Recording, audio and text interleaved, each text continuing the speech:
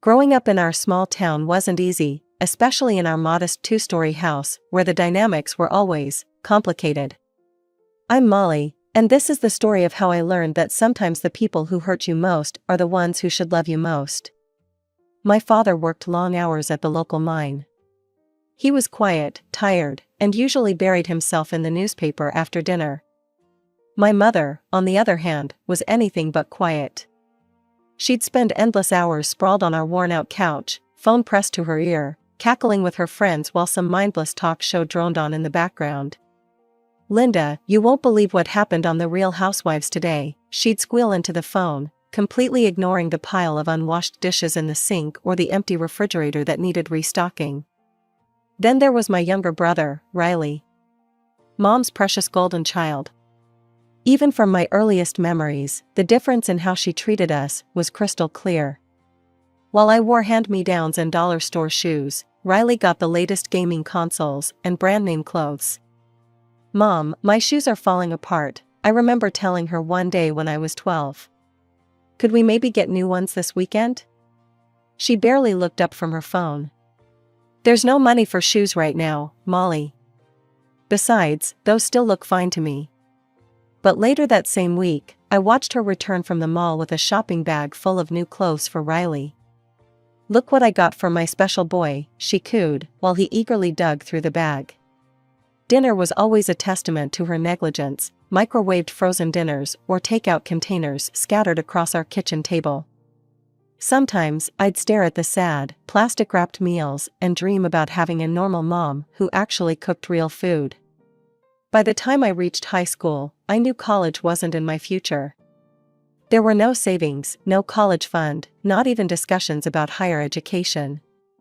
The reality of our financial situation hit me hard when I overheard my parents arguing one night.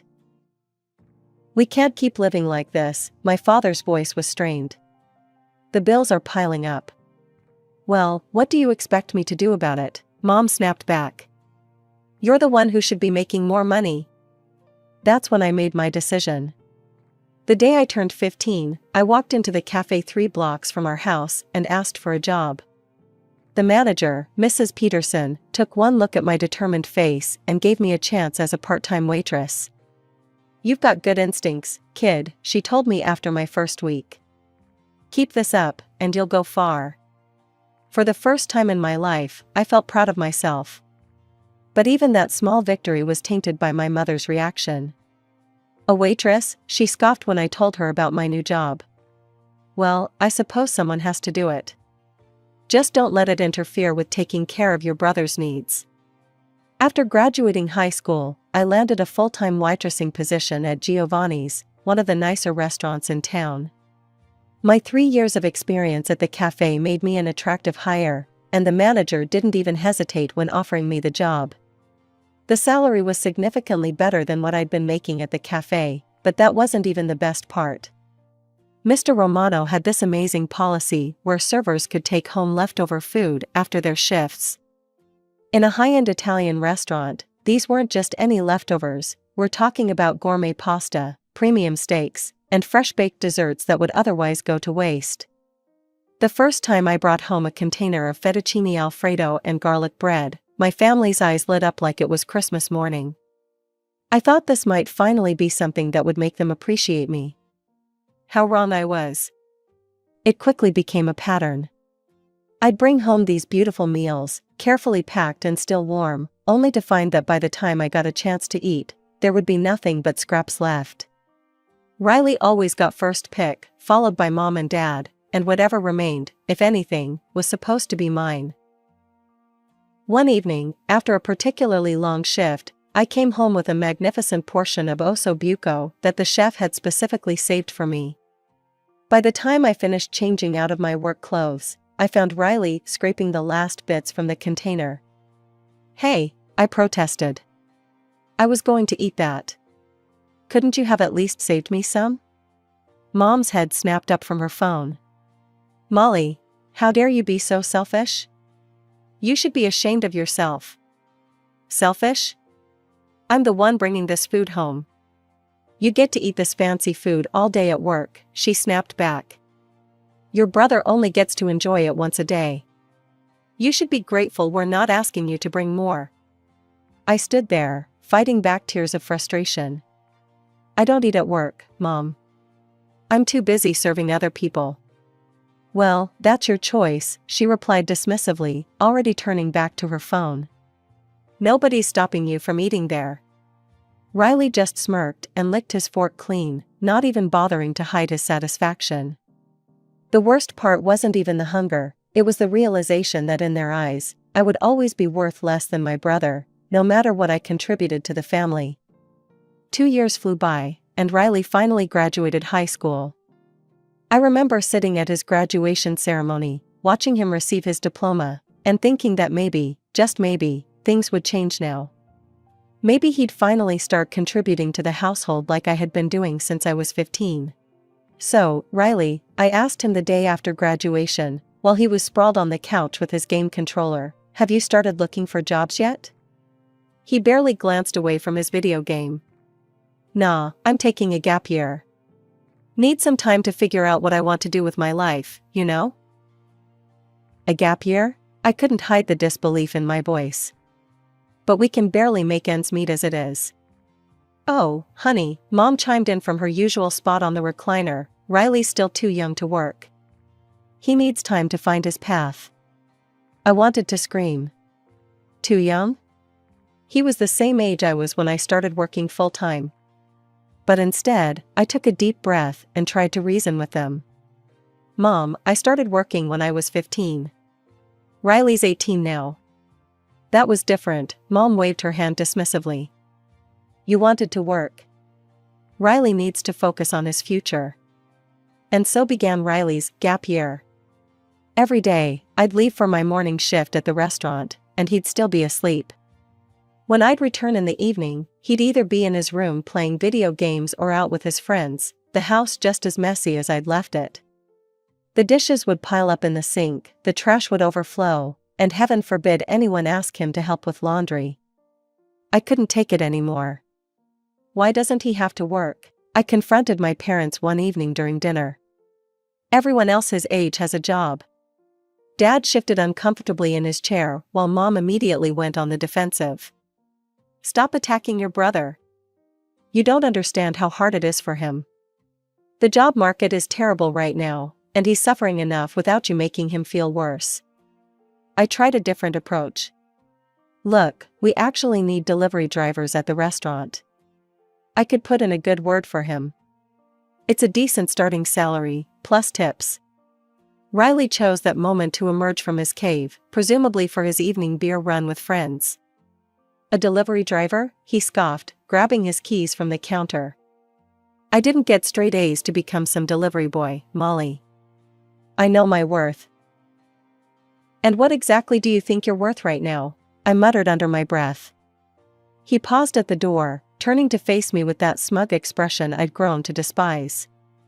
Unlike some people, I have standards. When I get a job, it'll be something worthy of my abilities. Something with a future. Not everyone wants to be a waitress their whole life. The way he said waitress, like it was something dirty, made my blood boil. But before I could respond, he was gone, the screen door slamming behind him. It was Riley's 19th birthday when I finally understood just how deep my family's favoritism ran. That morning, I was getting ready for work when I heard excited voices from outside. Curious, I looked out my window to see my parents presenting Riley with a car. Yes, a car. It wasn't new, a used Honda Civic with some scratches and dents, but it was still a functioning vehicle. I stood there, frozen, watching Riley jump around like a kid at Christmas while Mom took pictures with her phone. I thought about the bus I'd be catching in 30 minutes, the same bus I'd been taking to work for years, rain or shine.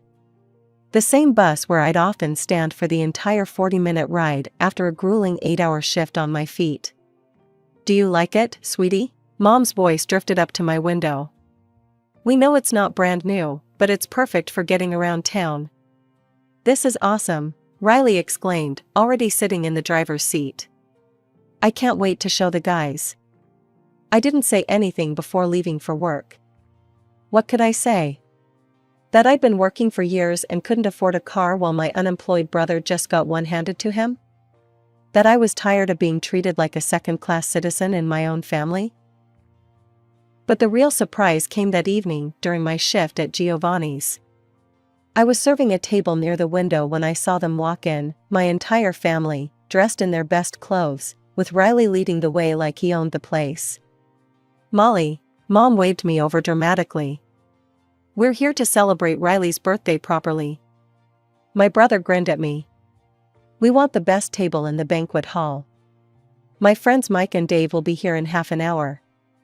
And we want you to be our server," Mom added. "Only you. We don't trust anyone else to make this special evening perfect." I wanted to tell them I already had tables assigned in my section, that the banquet hall was typically reserved in advance, that I couldn't just abandon my other customers. But Mr. Romano overheard and, trying to be helpful, rearranged things to accommodate them. What followed was 3 hours of pure humiliation. I served them course after course, while they made endless jokes at my expense. "Hey, sis, the water's a bit warm. Don't they teach you proper serving temperature in waitress school?" Riley snickered. "Molly, dear, you missed a spot when you wiped the table." "Maybe that's why you're still just a server," Mom chimed in, while his friends laughed. By the time they finished their elaborate meal, complete with expensive wines and multiple courses, I was exhausted and emotionally drained. But the worst was yet to come.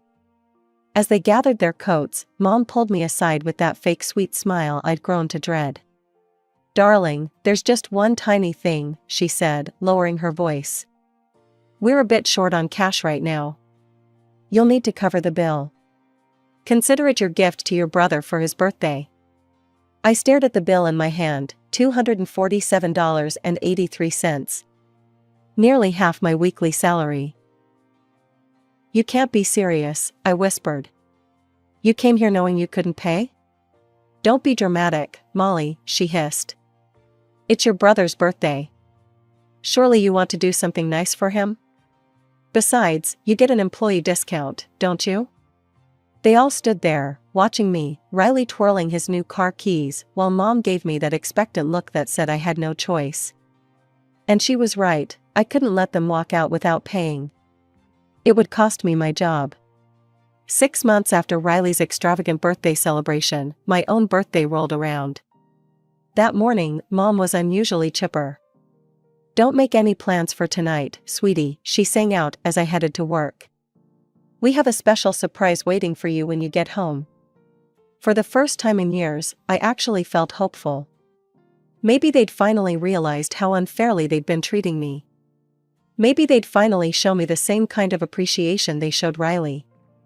I spent my entire shift daydreaming about what might be waiting for me, maybe a nice family dinner, perhaps even something special they'd saved up for.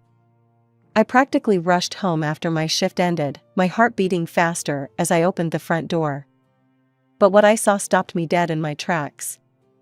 There stood my family, dressed to the nines, Mom in a brand new designer dress that must have cost at least $400, matching shoes that I recognized from the expensive boutique downtown, and Dad and Riley in crisp new suits that definitely weren't from the discount store. "Happy birthday," they chorused, but all I could see was the money they were wearing, my money. "Here's your gift, sis," Riley smirked, tossing a small package at me.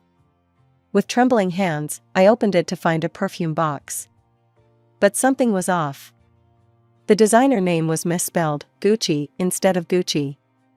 The label was crooked, clearly stuck on by hand, and when I sprayed a tiny bit, the chemical smell was so overwhelming it made my eyes water. That was the moment something inside me snapped. "Are you kidding me?" My voice started low, but quickly rose to a shout. "Molly," Mom looked shocked. "Don't be ungrateful." "Ungrateful?" I was screaming now, years of pent-up frustration pouring out. "I pay all the bills in this house. I buy the groceries. I give you expensive gifts for every holiday." "Keep your voice down," Dad muttered, but I was beyond stopping. "You bought Riley a car with my money. I'm still paying for his gas, and he won't even give me a ride to work. I've asked him 3 times, and each time he said he was too busy playing video games. Riley shifted uncomfortably. It's not my fault you can't afford your own car. Because I spend all my money on this family. I grabbed at my hair in frustration. And what do I get for my birthday? Fake perfume that smells like paint thinner while you're all standing there in clothes that cost more than I make in 2 weeks. You're being hysterical, Mom snapped. This is no way to act on your birthday. Hysterical? You want to see hysterical? I snatched up the perfume bottle. This isn't even real. You couldn't even be bothered to get me something that wasn't a cheap knockoff. That's enough, Dad's voice boomed. If you're going to act like this, you can just go to your room and stay there. Yes, Mom added, smoothing her expensive dress. Go celebrate alone until you can behave properly and show some gratitude. I turned and walked to my room without another word, but this time was different. This time I wasn't going to cry. This time I was going to plan. Because in that moment, I knew with absolute certainty that I needed to get out of this house. Just a week after my disastrous birthday, Mr. Romano called me into his office. I was nervous at first, wondering if my family's behavior during Riley's birthday dinner had finally caught up with me. Molly, he said, gesturing for me to sit down, I've been watching your work here for a long time. You're reliable, professional, and our customers love you. How would you feel about becoming our new receptionist? The position comes with a significant pay raise, of course. What do you say? I nearly cried right there in his office. Yes, absolutely yes. That very afternoon, during my break, I started searching for apartments. With my new salary, I could finally afford to live on my own. It felt like the universe was finally giving me a chance to escape. By some miracle, I found a small one-bedroom apartment just 3 blocks from the restaurant. It wasn't fancy, just a basic kitchen, living room, and bedroom, but it was clean, safe, and most importantly, it was away from my family. The landlord, Mrs. Chen, took one look at my proof of employment from Giovanni's and approved me on the spot. You seem like a responsible young lady, she said as I signed the lease. When would you like to move in? Tomorrow, if possible, I replied, my hands shaking with excitement as I wrote the check for the deposit. That evening at dinner, while Mom was serving her usual microwaved meals, I decided to drop my bomb. I'm moving out tomorrow, I said, trying to keep my voice steady. I've found an apartment near work. Mom's face turned an alarming shade of red. How dare you? How are we supposed to pay our bills? Have you even thought about that? You're being completely selfish. I took a deep breath. Dad has a job. And Riley's perfectly capable of working. Maybe it's time he started contributing. I have devoted my entire life to you children. Mom was in full meltdown mode now, tears streaming down her face. And this is how you repay me? By abandoning your family when we need you most? Riley just sat there, shoving food in his mouth and watching the show like it was another one of his video games. Dad stared at his plate, silent as always. I've heard enough, I said, standing up from the table. I'm leaving tomorrow, and that's final. You ungrateful little, Mom's voice followed me up the stairs, but I tuned it out. I spent the next hour packing my belongings into the few boxes and bags I'd secretly bought over the past week. It wasn't much, some clothes, a few books, my laptop, and the small amount of jewelry I owned. My whole life fit into 4 boxes and 2 duffel bags. When the taxi arrived, I didn't say goodbye. I just walked out the front door, to the sound of Mom's continued screaming about family loyalty and ungrateful children. As the taxi pulled away, I caught one last glimpse of our house in the rearview mirror, and for the first time in years, I felt like I could breathe. The first month in my new apartment was pure bliss. No drama, no guilt trips, no watching Riley being waited on hand and foot. Just peace and quiet. I could cook what I wanted, watch what I wanted, and most importantly, spend my money how I wanted. Then came the phone call. Molly, Mom's voice was sharp even through the phone. The utility bills are due. I took a deep breath. Mom, I don't live there anymore. I'm not responsible for those bills. We were counting on that money, she screeched. You have an obligation to help your family. No, Mom, I don't. Riley's had a whole month to find a job. He can help now. Your brother can't find work right now. And he needs money, he crashed the car last week and needs repairs. He can't work without a car. I almost laughed at the irony. So he crashed the car you bought with my money, and now you want more of my money to fix it? Not happening. This isn't my problem anymore. The next 6 months were transformative. Without having to support my entire family, I was finally able to save money. I bought myself a used Toyota, nothing fancy, but it was mine, paid for with my own money. No strings attached, no guilt, no obligations. I felt like I could finally breathe. Then one evening, there was a knock at my door. I opened it to find my parents standing there. My stomach dropped, I had never told them my address. We need to talk, Mom said, pushing past me into my apartment. Dad followed, looking uncomfortable as usual. We need money, Molly. Your father's about to be laid off, and Riley still hasn't found work. You have to help us. No, I said firmly. I don't have to do anything. We're your family. Mom's voice was rising. You can't just abandon us. I'm not abandoning anyone. I'm just not enabling you anymore.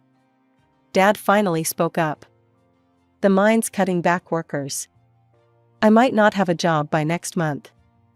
Then Riley needs to step up, I replied. He's had plenty of time to find work. Fine, Mom's face twisted into something ugly. If that's how you want to play it, then you'll have problems too. My mother's throat wasn't empty. The very next morning, I woke up to Mrs. Chen frantically banging on my door. Molly, your car. Someone set it on fire.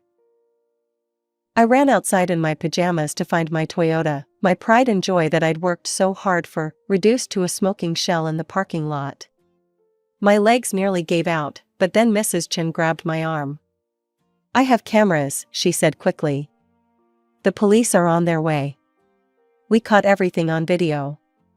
The footage was crystal clear. There was Riley, at 3 a.m., pouring something over my car and lighting a match. He hadn't noticed the security cameras tucked away in the building's eaves, hadn't even thought to look for them. He just did his work quickly and walked away as my car went up in flames, probably thinking he'd never be caught. The police arrested him within hours. My phone started ringing almost immediately. You have to drop the charges. Mom was hysterical. He's your brother. You can't let them take him to jail. Actually, I can, I replied, surprising myself with how calm I felt. But I'll make you a deal, reimburse me for the car, and I'll withdraw my statement. We don't have that kind of money. You know that. Then Riley can face the consequences of his actions. For once in his life. You heartless little, I hung up before she could finish. The trial was quick. The evidence was undeniable, and Riley had priors I hadn't even known about. Apparently, he'd been in trouble for vandalism before, but my parents had always managed to sweep it under the rug. This time, there was no sweeping. He got 3 years and was ordered to pay restitution equal to the value of my car. My parents eventually took out a loan to pay me back, probably hoping I'd drop the charges if they did. But it was too late, Riley had already been sentenced. He served a year and a half before getting out on good behavior, though I only heard this through distant relatives who occasionally update me on family gossip. They tell me my parents still live in the same house, struggling more than ever. Dad's health is failing, but he keeps working at the mine because he has to. Mom spends her days lamenting about her poor boy whose life was ruined by his sister. Riley, unsurprisingly, still doesn't have a job. Turns out having an arson conviction makes it even harder to find that prestigious position he always thought he deserved. Sometimes, friends ask me if I feel guilty. If maybe I was too harsh. They ask if I ever think about reaching out, trying to mend fences. Would you give a second chance to someone who tried to destroy everything you worked for? I ask them back. Would you trust people who watched you struggle for years while they spoiled someone else? The truth is, I don't regret any of it. My family made their choices, years and years of choices, and now they're living with the consequences. They chose to enable Riley's laziness and entitlement. They chose to treat me like their personal ATM. They chose to threaten me when I stopped playing along. And finally, Riley chose to commit a crime, thinking he'd get away with it like he got away with everything else. I'm done feeling guilty about their choices. These days, my life is peaceful. I still live in the same apartment. Mrs. Chen actually reduced my rent after the incident, saying she'd never had such a good tenant. I'm still working at Giovanni's, but now I'm the head receptionist. I've been saving money again. Not for another car, though I did eventually get one, with better insurance this time, but for something bigger. Next fall, I'm starting college, part-time at first, but it's a start. I'm going to study business management. Maybe someday I'll open my own restaurant.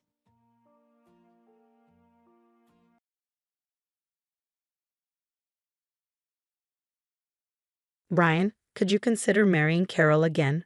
Are you serious? The hospital director, Larry, with a pale face, proposed the idea of remarriage to me. Beside him stood his trembling eldest daughter, Carol, who had a secret she couldn't tell anyone. My name is Brian Coleman. I work as a doctor at a privately run hospital. 5 years ago, I married my wife, Sarah, and we were living happily until she passed away 3 years ago in a car accident. Sarah was also a doctor, and because she wanted to focus on her career, we didn't have any children. Brian, I need to talk to you. One day, the hospital director, Larry, approached me in the hospital. Thinking it was about work, I went to his office. "Hi, Brian," he greeted me, and there was Carol, Sarah's older sister. Carol is 3 years older than Sarah. She is not a doctor but works in administration and has always seemed quiet and a bit shy. The sisters were very close, and Sarah often referred to her as her beloved sister and looked up to her. Carol had a fiancé who was supposed to take over the hospital one day. Since Sarah's passing, I hadn't had the chance to ask how she was doing, but I heard she was going to get married soon. Carol, who was waiting for me in the director's office, looked pale. Although she looked at me, she said nothing.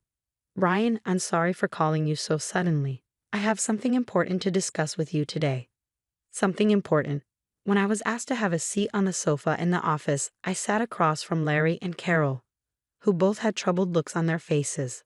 "Yes, I know it's outrageous to ask this of you, but Brian, could you consider marrying Carol again? Are you serious?" I couldn't believe the unexpected words from Larry. "Carol? Wait, Carol is Sarah's." "Yes, Sarah's biological sister," Larry confirmed. When I instinctively looked at Carol, she was still pale and trembling slightly. Something felt off about her demeanor and Larry's urgent tone. Thinking that, I swallowed hard and tried to calm my confused thoughts. "Is there some kind of situation?" I gently asked. Larry stared at me. Even though Sarah had passed away, I still considered Larry, her father, as my father-in-law. He had treated me like his own son ever since I started dating Sarah. He even said that if Carol's fiancé wasn't in the picture, he would want me to take over the hospital. "If there's something going on, please tell me. Sarah is no longer here, but I still think of you as my important family."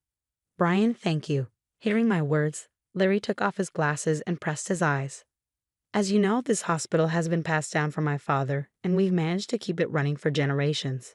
It's not a big hospital, but for the sake of the locals who have relied on us for years, I feel we must continue running it." "Yes, that's true," I agreed. "However, I don't have a son, so to keep the hospital running, I need a son-in-law," Larry continued. "Bringing in an outsider or letting a relative take over is an option, but they only see this hospital as a money-making box." He then looked at Carol with a caring expression. "Carol has gone through a lot as the eldest daughter," he muttered, then looked at me to change the subject. "Carol says she doesn't want to get married." "Doesn't want to get married? Yet you want me to marry Carol?" "But she has a fiancé, right?" "You're right, but the fiancé is not trustworthy. He's been pretending all this time," Larry said, clenching his fists in anger. "I can't let that man marry Carol, so I broke off the engagement. But in the future, more men like him will approach Carol to inherit this hospital. As I said earlier, their goal is the hospital and the money. That's why, even if it's just for show, I want you to marry Carol."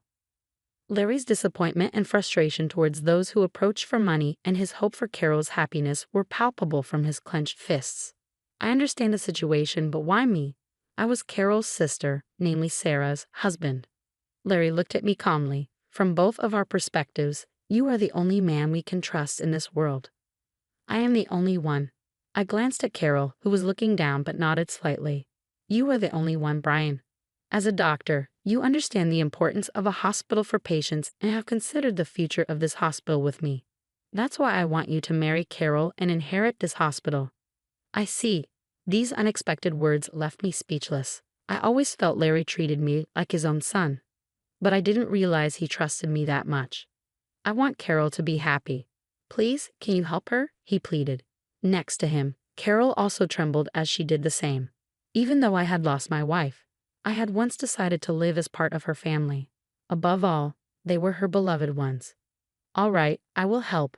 I nodded to Larry and Carol. So Carol, let's take care of each other from now on.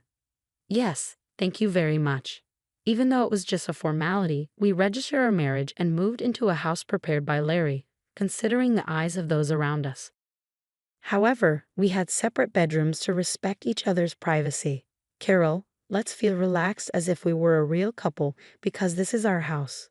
Is that okay? Of course, she agreed. Though Carol was Sarah's sister and not a stranger, there were no romantic feelings between us. It was a marriage in name only. But there was something on my mind. Carol, shall we talk about Sarah tonight? Yes, she replied. After dinner, while drinking hot milk in the living room, I spoke to Carol. She was sitting across from me, looking down. Since our marriage was decided, there had been a slight awkwardness.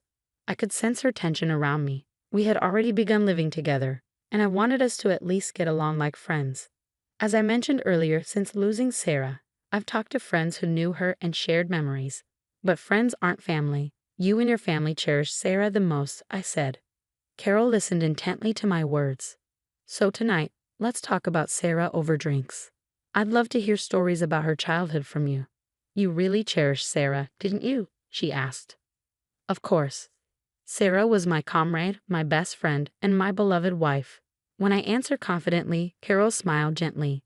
It was the first smile I had seen from her in a while. Sarah was so lucky. What? Sarah was so lucky to be cherished like that, she repeated, smiling again. But this time it looked a bit lonely. After that, we had a few drinks, calling it a housewarming party, and talked. Carol, usually quiet, spoke happily about Sarah. She showed how much she cared for Sarah, which made me happy. Brian, thank you. What makes you say that? For accepting my father's proposal to marry me, she said. With the alcohol taking effect, Carol became a bit more open. So again, thank you. You were Sarah's husband, but you agreed to marry me.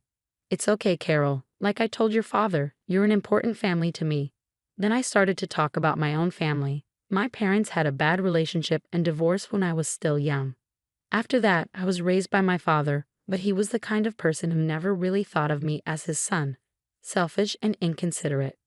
That's why from high school on, I studied and worked hard, got a scholarship, and went to college. During my college years, I spent all my time studying and working part-time jobs. I didn't have a moment to go out.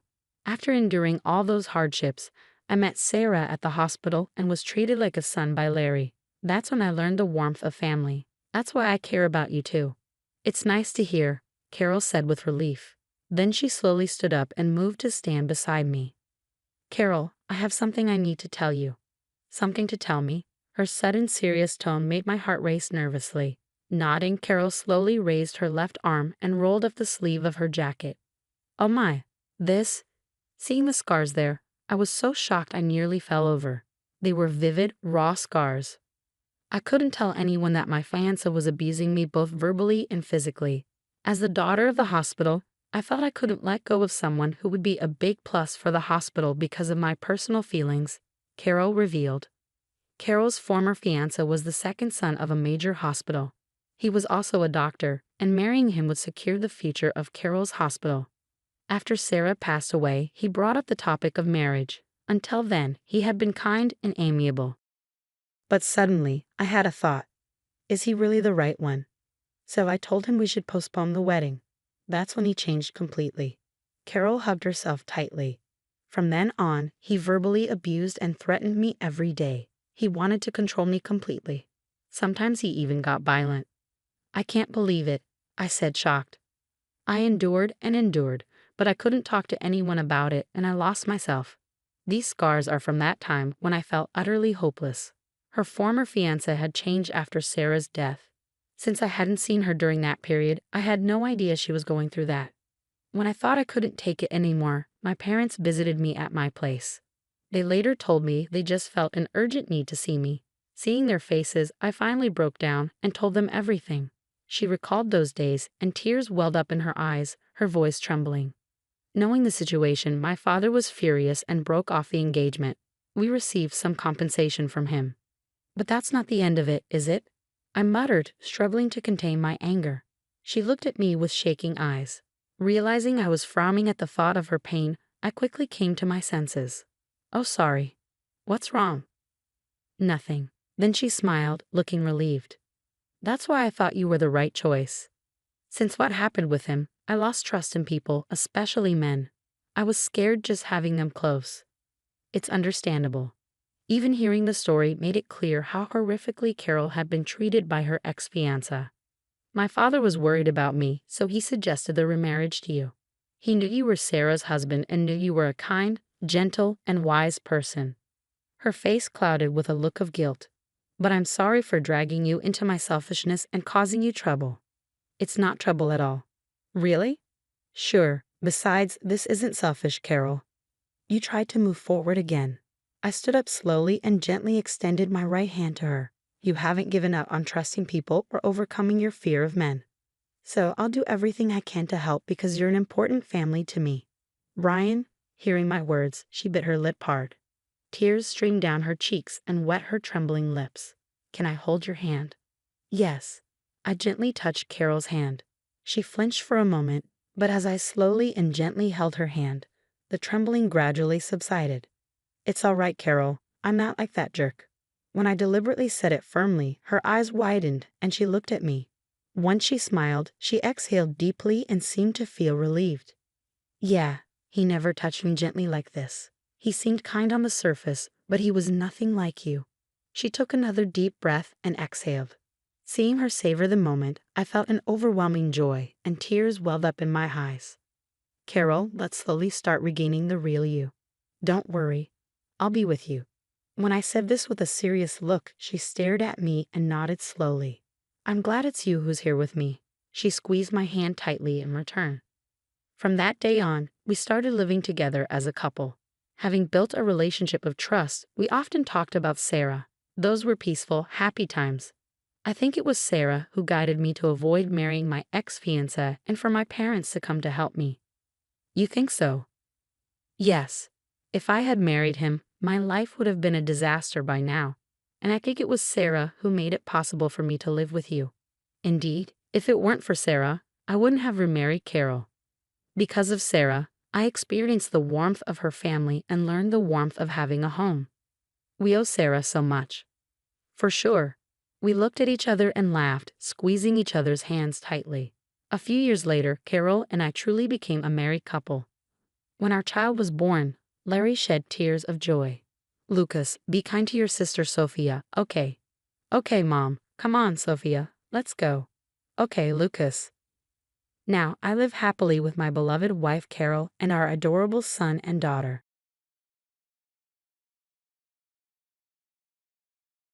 My name is Harper, and I'm a 42-year-old housewife working part-time. My husband, Keith, is 48 and works for a company. We have an 18-year-old daughter, Sophia, who is a high school student. Though Keith and I have been married for nearly 20 years, there has been a persistent tension in our home for quite some time. When Sophia was little, the three of us used to spend a lot of time together. However, since she started high school, Keith has been going out by himself more frequently. He has completely stopped participating in Sophia's school events and club activities. I am the one who has to drive Sophia to her badminton tournaments and practice matches, which are often far away. No matter how much I ask Keith for help, he always brushes me off saying, I'm busy with work.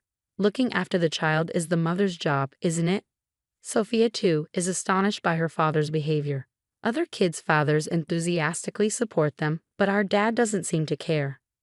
Sophia isn't particularly fond of Keith, who never helps with child rearing or housework, but always has complaints. Even when my part-time job gets busy and I come home late, Keith never prepares dinner. Instead, he complains, "What time do you think it is? I'm starving here. I work too, you know. You could at least prepare dinner." This often leads to arguments. Lately, Sophia has been helping with dinner preparations, which has been a great relief. The initial reason I started working part-time was because Keith asked me to. I had planned to start working when Sophia grew up, but Keith's habit of buying unnecessary things pushed me to start working again when Sophia was 1. Keith loves cars and constantly buys new ones, even though he doesn't have a high income. He spends money without thinking, often paying for his coworkers when they go out drinking. He comes home drunk, boasting about treating everyone. Recently, there have been fewer drinking parties, so he's not treating others as much. But he still complains about not having enough money. Keith works for a company that doesn't pay well, and his spending habits make it hard to save. I wanted to save money for Sophia's education and to buy our own house, but now we are barely getting by. Most of my part-time income goes towards payments on the luxury car Keith bought, a large hybrid minivan, which is too big for our 3-person family. He decided to buy it without considering Sophia's or my opinion. Before this minivan, we had a gas-guzzling giant SUV. I got angry several times because of its poor fuel efficiency. Keith, who never goes to the mountains or the sea, bought it because it was trendy. He said, "Now it's okay even in heavy snow, even though we live in an area where it only snows about once every 5 years. When he bought the current minivan, he said, "This time it's a hybrid, so the fuel efficiency is good. Also, a lot of people can ride in a minivan." When Sophia was in junior high school, many of the parents of the badminton club members drove minivans. Sophia and I had a conversation about it. Indeed, a minivan can accommodate many people and even allow for changing clothes. It's nice, but our car is large and the interior is cramped. My husband, Keith, occasionally checks in on my conversations with our daughter, Sophia. Recently, he bought a sports car before the SUV. "It was a childhood dream of mine," he said. "It's every man's fantasy." I asked him, "Can't you wait until Sophia grows up? This car's child seat is a pain. It's a car I can only drive now." He responded, "We don't use the child seat every day, so it's okay." He might not mind since he won't be transporting Sophia, but it was hard for me. The 2-door car was difficult to use and the fuel economy was terrible. Sophia was still at an age where she needed a child seat, and getting in and out was a struggle. If only Keith would consult me. But he decides on his own, buying on impulse without considering the payments. I don't understand why he buys things he can't afford on his salary. In the end, I had to pay the loan with the money I earned from my part-time job. Every time my hours at the part-time job get longer, it's because of his purchases.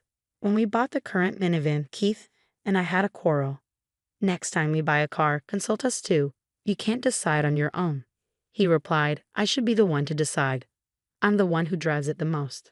I said, "You can decide, but at least let me know what kind of car it will be. That's all I ask." "Okay, I understand. So next time, I can decide if I consult with you first." At his words, I started feeling anxious. "You're not thinking of buying the next car already, are you?" I asked. "I don't know. I didn't say anything, did I?" His answer seemed unnatural. "I'm paying almost all of the loans for the car you're driving with my part-time job earnings. I can't pay any more than this." "I'm also paying for the down payment," Keith retorted, looking dissatisfied. "It's not a down payment. It's the money from trading in the old car. Then it's the same as what I paid." "It could be," Keith conceded. About a month later, Keith brought up the topic again, looking guilty. Actually, I bought a new car." I was so stunned that I didn't even feel angry. This time it's an electric vehicle, so we don't need gasoline. With the current high gasoline prices, it's perfect. Electricity is expensive too. We don't have solar power, so are there any advantages to electric cars? It doesn't emit carbon dioxide, so it's good for the environment. I couldn't tell if he was just easily swayed by trends or simply doing what the car dealer told him. "It's too much." "How much did you pay for it?" "A loan of $750 per month." "I need your part-time job earnings again." $750 a month? That's all of my part-time earnings. Do I have to work for your car? You'll be driving it too. Now that Sophia's club activities are over, I won't be using the car as much. Our daughter, a high school senior, has retired from her club activities and won't need the car anymore. I wanted to save my part-time earnings for her college education, but now my plan has been completely derailed. We need money for Sophia's college education too. Is it okay to buy such an expensive car? I asked Keith. He asked me back, "Are you okay?" Sure enough, due to the recent incident, I started to harbor doubts about my husband. Am I really okay living with this man? I am filled with uncertainty. Keith doesn't consider Sophia's college expenses or our retirement funds at all. I want to discuss it with someone, but my parents are no longer around. I don't want to worry Sophia, so I can't talk to her. At that moment, I remembered a senior from work who got divorced a few years ago and is now single-handedly raising 2 children. Despite being my junior by a couple of years, they perform better than other employees. I'm not considering a divorce yet, but I want to consult him. The next day during lunch, I asked him to listen to my story. After hearing my situation, the senior said, "I had small children and my wife didn't work, so I was able to make the decision quickly. I felt a bit better after talking, but honestly, I was still unsure." "Do you think you could live with Sophia just on your part-time pay?" he asked. "That's impossible. I can't make ends meet unless I'm a full-time employee." I thought so. We both fell silent. However, as I confided in my senior, I felt much better after just consulting. From then on, we talked about various things considering my future life.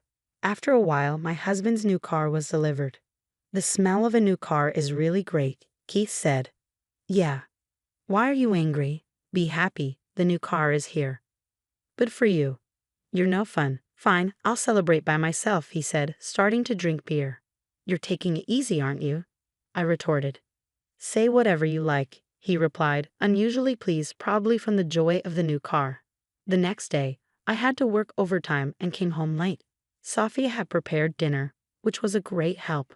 When I came home, my husband was again happily drinking beer. "You're working late. Good job." I felt irritated at my husband, who was meddling with me. "I have to work hard for your new car, don't I?" Feeling annoyed, I made a sarcastic remark. "Thanks for earning the extra money. It gets so bothersome. Why don't you just stop the payments?" I was angry that he'd say such a thing when I was working late, but I held back from complaining and decided to really stop the payments. The next day, I withdrew all the money from the account used for the car loan. This meant the next payment wouldn't go through. I was looking forward to seeing what kind of face my husband would make. I managed to withdraw the money in time before the next due date, and a reminder notice arrived the next month. I hid the letters so my husband wouldn't find them. Of course, the reminder came again the following month and the month after, but I was able to hide it successfully each time. Around the 4th month after stopping the payments, I received a different document. It was sent by certified mail, and I thought this was the final reminder. When my husband came home, I threw the packet with a document at him. "Some important document arrived for you." In a panic, Keith unwrapped the package, shouting, "What the hell? You haven't been making car payments for 3 months." The letter stated that the car was to be repossessed due to repeated failure to respond to payment reminders. He would now have to give up his beloved car. "But you were the one who said to stop the payments." Well, that was just something I said in the heat of the moment when I was drunk. "Who would really stop payments?" Keith exclaimed. "I was so annoyed because you would tell me thanks for earning some pocket money while I was working so hard." Becoming more defiant, he started to say even worse things. "You always complained every time I bought a car. I should be able to buy a car if I want to." "I didn't complain about you buying a car. You can buy one, but you should pay for it yourself," I retorted. Struck by my blow, Keith was at a loss for words. "We're going to need money for Sophia's education soon. Think about the future." I was shaking as he listened to me, and finally he snapped. "If you can't listen to me, get out. We're getting a divorce." Hearing the word divorce made even me falter. "Okay, I'll leave. Let's let Sophia decide what she wants to do." Before I finished speaking, Sophia emerged from her room. "I'm obviously going with Mom. It's too much trouble to stay with a father who doesn't do anything." She had heard our argument and seemed to understand what was happening. Sophia, who had already prepared her luggage, surprised me. "Well, I'll be leaving then. I'll come back for the rest of my stuff later. I grabbed only the essentials and left the house. Hey, where are you going? Keith's voice suddenly took on a sad tone. Turning back, I said, we'll properly discuss the divorce process later. I don't mean alimony, but you have to pay child support. We left the house, leaving Keith with his tearful face. Mom, you were so cool, just as expected. But what are we going to do now? Don't worry, I had prepared for this, thinking it might happen. I had expected this to happen ever since Keith told me to stop paying the car loan. Also, I had about $3,000 from not paying the car loan payments for 4 months. We stayed in a motel for about 3 days, but I had already arranged for an apartment. We were able to move to the apartment on the 4th day after leaving the house. I'm sorry for making you live in a place like a motel. I wouldn't want to live there forever, but it was actually fun because we already had a place to move to, Sofia said cheerfully, which relieved me a little.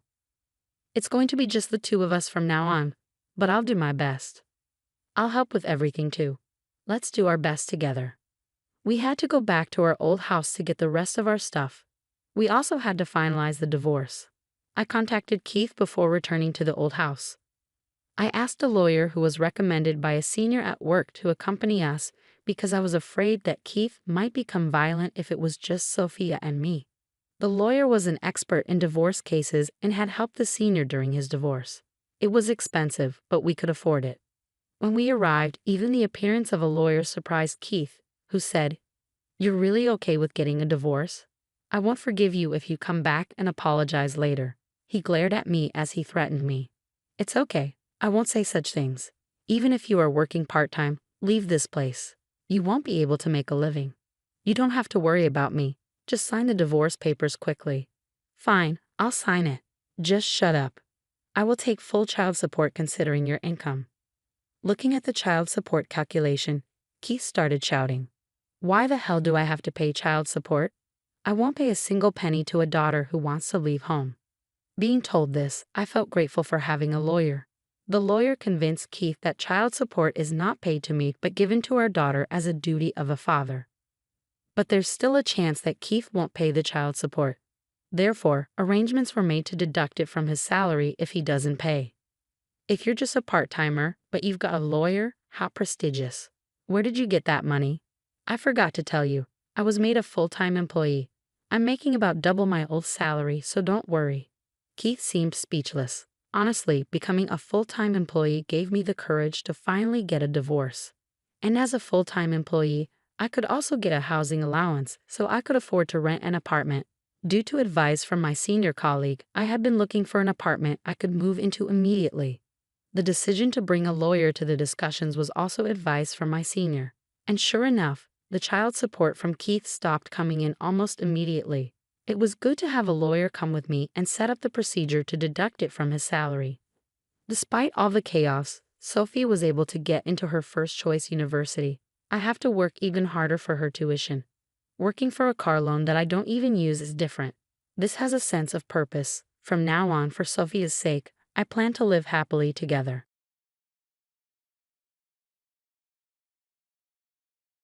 At a banquet, my husband Stephen and my in-laws were ignoring me for some reason. The rest of the relatives reacted the same way. Feeling suspicious, I pretended to go to the restroom and secretly observed everyone from behind a cover. Then, I overheard a horrifying conversation. A barren daughter-in-law is an ominous presence itself. That's right, talking to such ominous people might curse us too. It's better not to deal with her. Hearing these words, I was so angry that my body started shaking. It was unforgivable to be blamed for infertility and moreover to be ignored as if I didn't exist.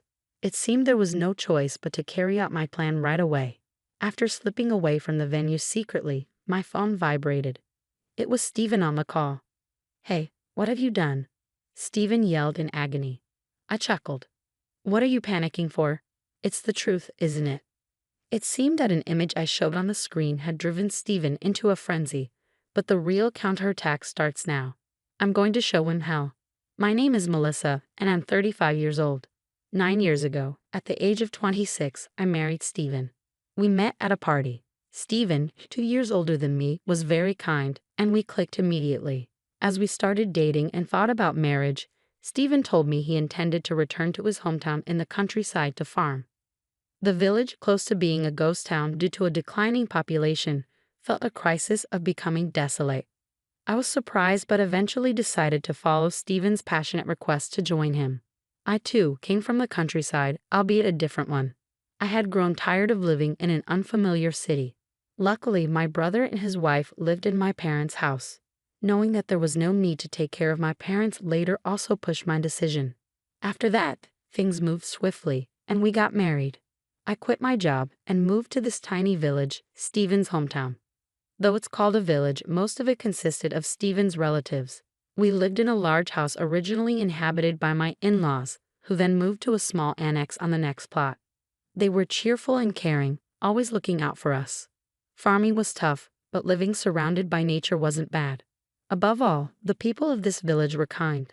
When I mentioned this, Stephen happily said, "It's all thanks to the Guardian." The Guardian is a statue located in the village square. Not only in the square, but similar statues were scattered throughout the village. Some homes even had stuffed toys modeled after the Guardian. This village had its unique traditions. Everyone revered the Guardian as a literal guardian deity. According to Stephen, the Guardian never overlooked evil deeds and never forgave the wicked. That's why all the villagers were good people. Such legends are probably found in any old village. Thinking about this, I didn't dwell on it much.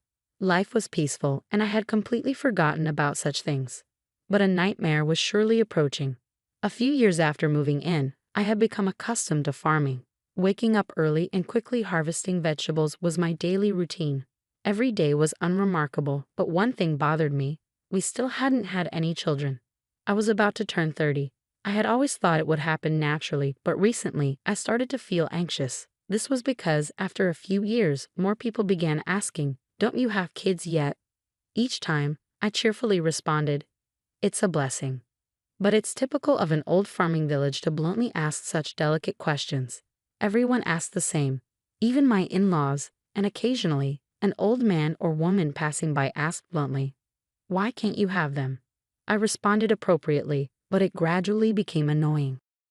One day, after a break in harvesting, I was called by my mother-in-law while drinking water. "Hey Melissa, how are you managing your marital relations?" Caught off guard by such an absurd question, I nearly spit out my water. "It's strange that you haven't had children for so many years. Aren't you satisfying, Stephen?" An unimaginable statement came from my mother-in-law, and I was dumbfounded. In a panic, I said, "What are you talking about? Please stop.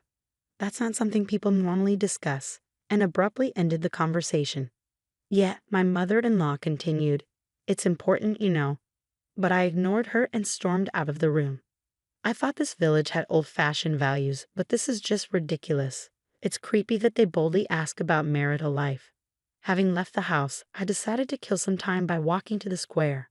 Then, I saw someone. Could it be a neighbor? I tensed up for a moment. I was worried they might start talking about children again. But when I saw her face, I was relieved. It was Emily, a woman who lives nearby. Emily smiled shyly. I smiled back. Emily is the only person in the village who doesn't make rude remarks to me. She's about 10 years younger than me, so she must be around 20 now. Emily isn't originally from this village. After her parents died in an accident, she was taken in by her distant relative, an old lady in this village. This happened just before I came to the village. After graduating from a high school nearby, she now helps out with her grandmother's orchard. We occasionally pass each other on the street, but she's quiet and not very talkative, so we don't really converse much. She doesn't hang out with anyone, so the villagers call her an oddball. I used to think Emily was a bit dull because she didn't interact much, but now I appreciate that she doesn't ask intrusive questions. I felt a bit cleansed thanks to Emily after the unpleasant experience with my mother-in-law. However, that didn't solve the problem.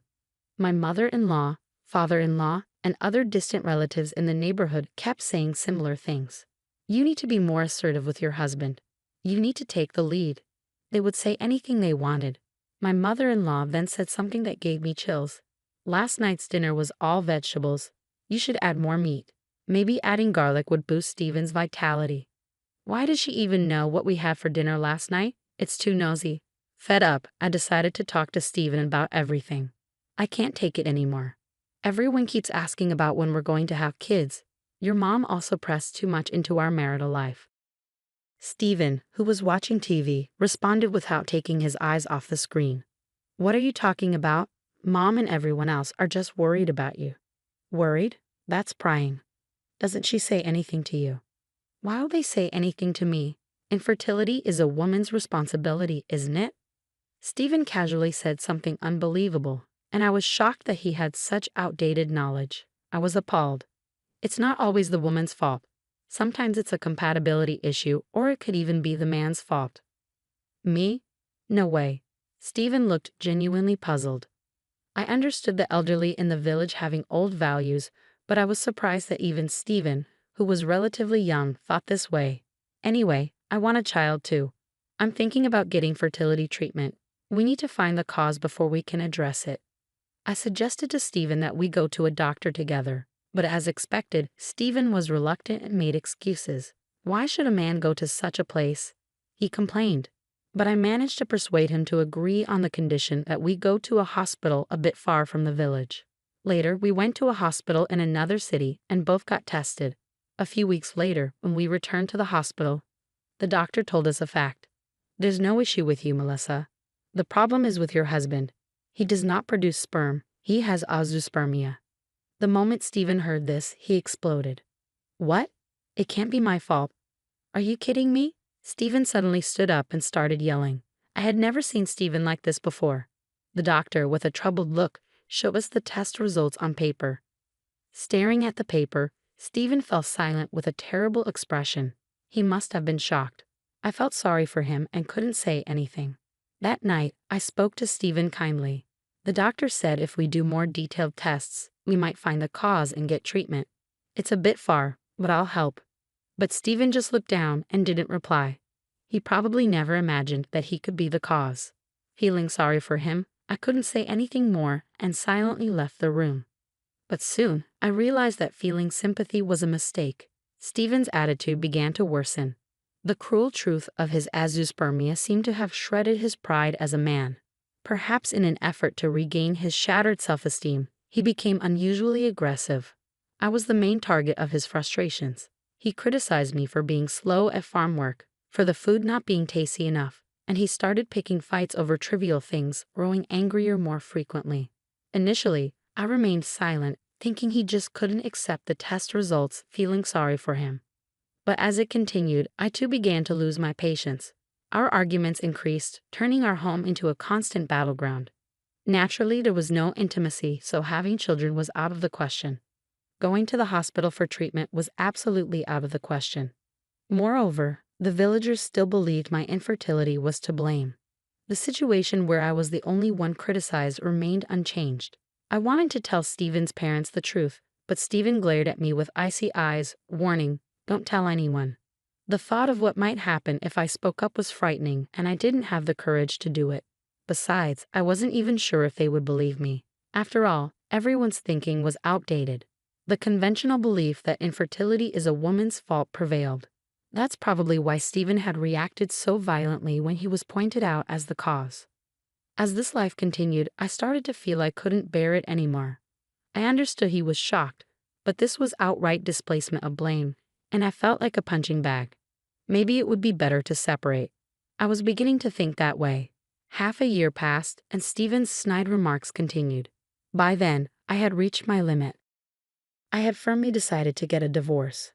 However, the problem was the old-fashioned mindset of the village. Divorce was seen as disgraceful.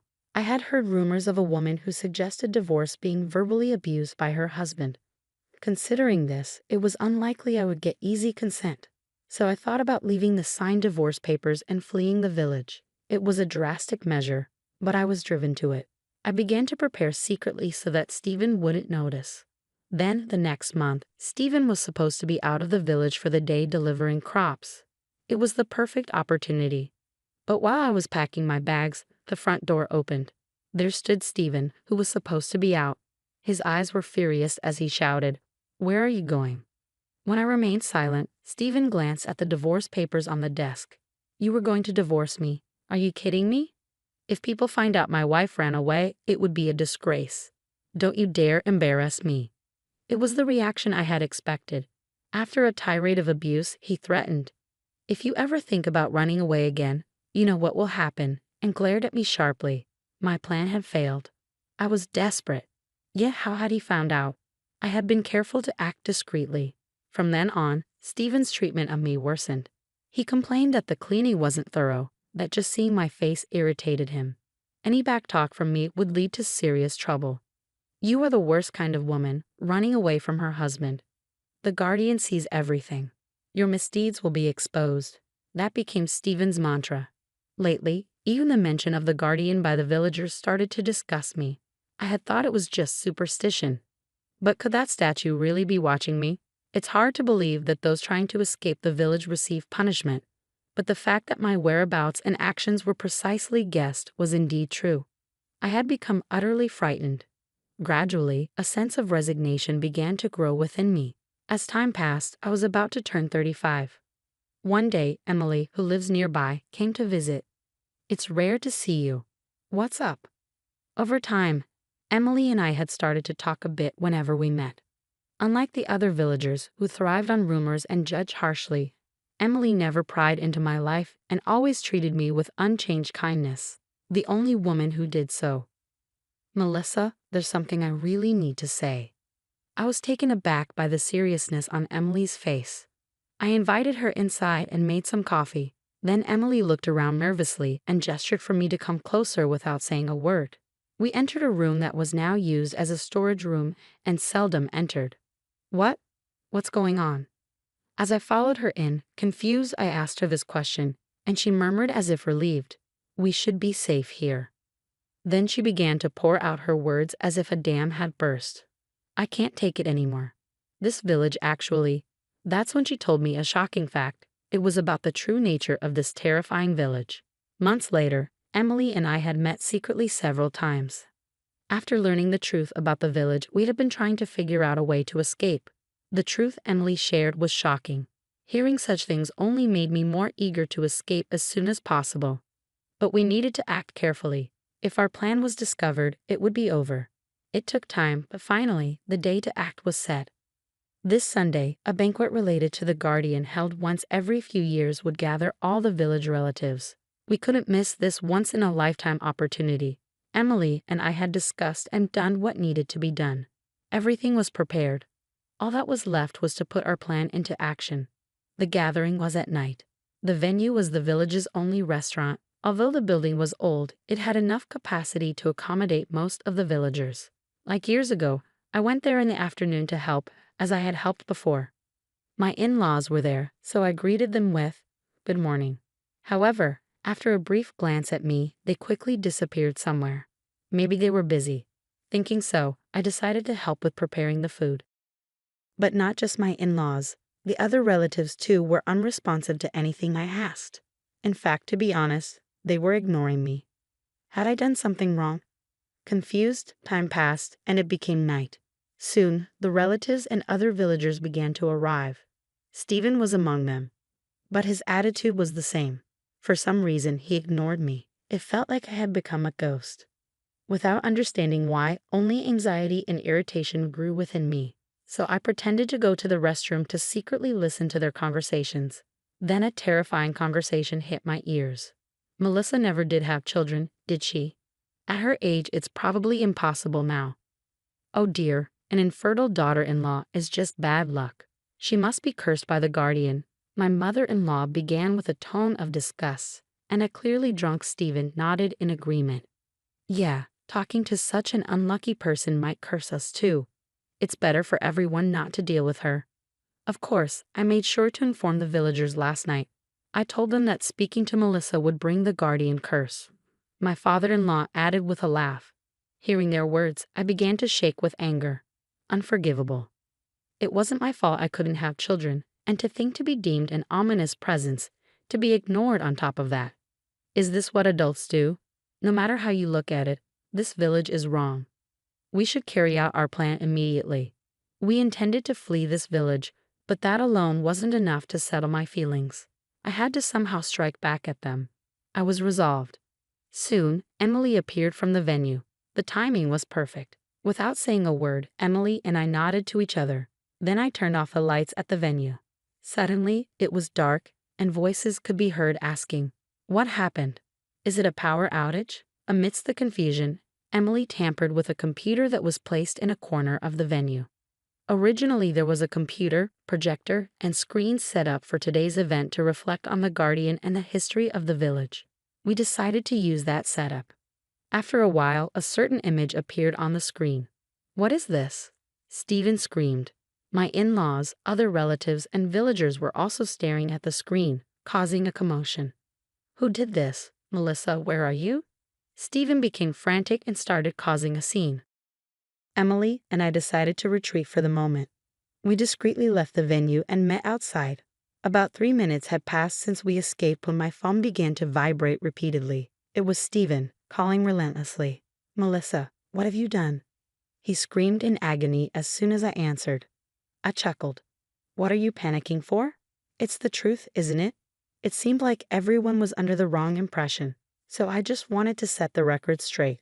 The image projected was the result of a medical examination from years ago. It was a diagnosis that confirmed Stephen's azoospermia. The large text displayed on the big screen was enough to astonish everyone present at the venue. Stephen, having his closely guarded secret exposed, was in a state of panic. He seemed extremely confused and kept shouting incoherently. He was making so much noise that I quickly hung up the phone. My phone kept vibrating afterward, but of course I ignored it. Emily looked at me with concern. "Is everything okay?" "Just as I expected, but we need to push a little more." The harm I had suffered wasn't something I could just let go of. Emily and I returned to the banquet hall together. Peeking into the venue, it had turned into a scene of utter chaos. "Is this really true? You were infertile, Stephen." "It can't be." Everyone was confronting Stephen. His face turned pale as he kept saying, "This is a lie. It's a conspiracy by Melissa," sweating profusely as he made excuses. The villagers had believed that our inability to have children was my fault, the woman's fault. But the truth was different. At the time of the examination, there was nothing about me that could cause infertility. It was Stephen's azoospermia that had prevented us from having children. Yet, without being able to tell the truth, I was blamed. I was reproached as if not having children was a sin, and my existence was ignored. The numerous verbal abuses and the painful days I had to endure were not something I could forgive. Emily and I entered the buzzing venue. "Melissa, what are you doing?" Stephen shouted at me. "Don't mess with me. Doing something like this, you'll be cursed by the Guardian. You'll face terrible consequences." At his words, I snapped. "What Guardian? You were just spying with security cameras." How creepy. As I said this, the room fell silent.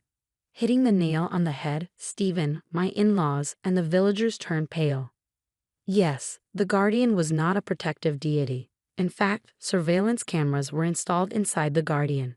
Cameras were hidden not only inside the stone statues around the village, but also inside the stuffed toys of the Guardian that were displayed in our living rooms. These were monitored by board elders in a room at the community center who watched the actions of outsiders.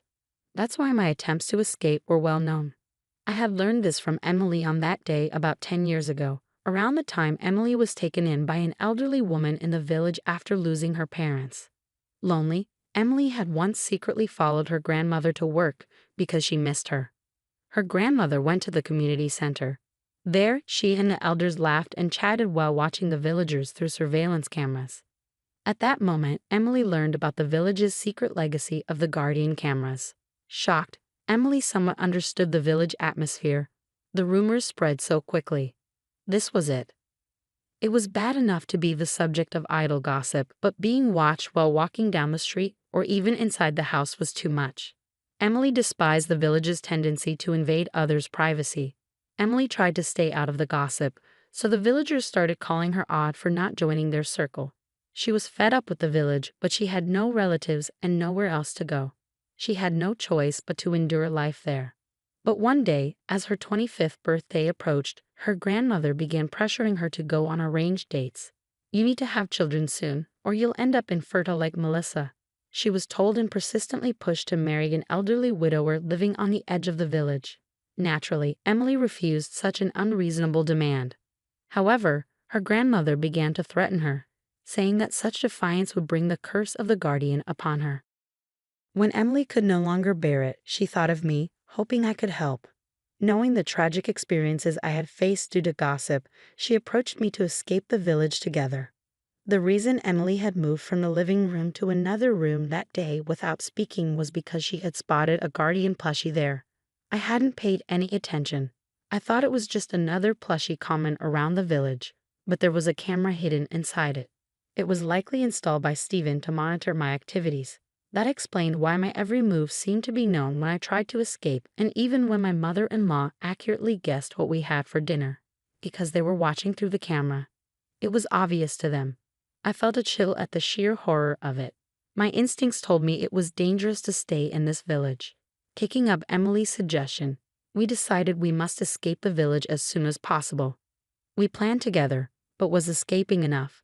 I felt I couldn't rest without avenging the years of mistreatment. I thought about it. First, I had to clear my own name. And then, Emily, did you talk, traitor? Her foster grandmother yelled furiously. But Emily glared back at her. I appreciate that you took me in when I had no one, but I can't stand living like this, sneaking around, peeking into other people's lives, living off gossip and backstabbing. I absolutely hate it.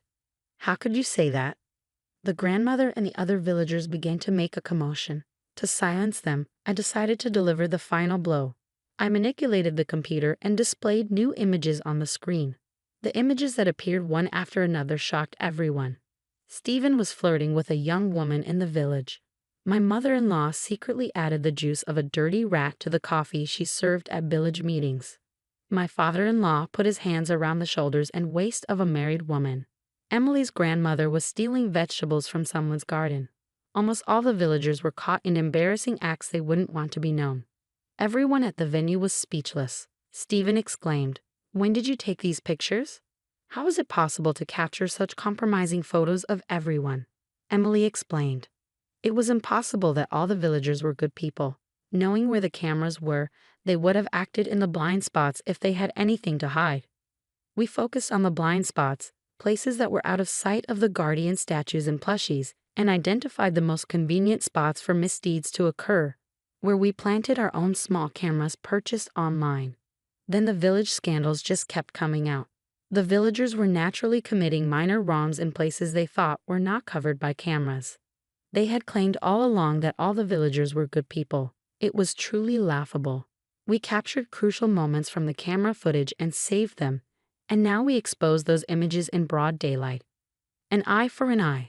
Since my privacy was violated, I did the same to them. This should teach them how deplorable it is to indulge in spreading rumors about others. The villagers fell silent in shame. What do you mean all villagers are good people? Just a bunch of scum. You enjoy spying on outsiders and having a laugh. Give me a break. I don't want to stay in this outdated, privacy-less village for one more second. I shouted loudly and thrust the divorce papers in front of Stephen. Caught off guard, Stephen stood frozen, mouth agape. My in-laws and villagers were also stunned. They probably never thought I would fight back. Indeed, there was a time when I almost gave up, but now with Emily as my ally, finding a way out, I could no longer just sit back and take it. I looked down quietly at them, stunned. "Goodbye, pitiful everyone," echoed Emily, her gaze full of contempt for the villagers. We left the banquet hall without looking back. Once outside, we picked up 2 suitcases that we had hidden in the barn. These contained all the essentials we needed for our new lives.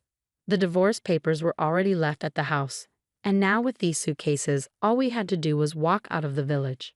However, as we were leaving, I suddenly stopped in my tracks. "What's wrong?" Emily asked, puzzled. "I just have to do this," I said, grabbing a hoe that was leaning against a farmhouse. I headed to the square and swung the hoe with all my might. A tremendous noise erupted as the statue of the guardian was spectacularly destroyed. Of course, the surveillance camera inside it shattered into pieces as well. That was quite spectacular, Melissa.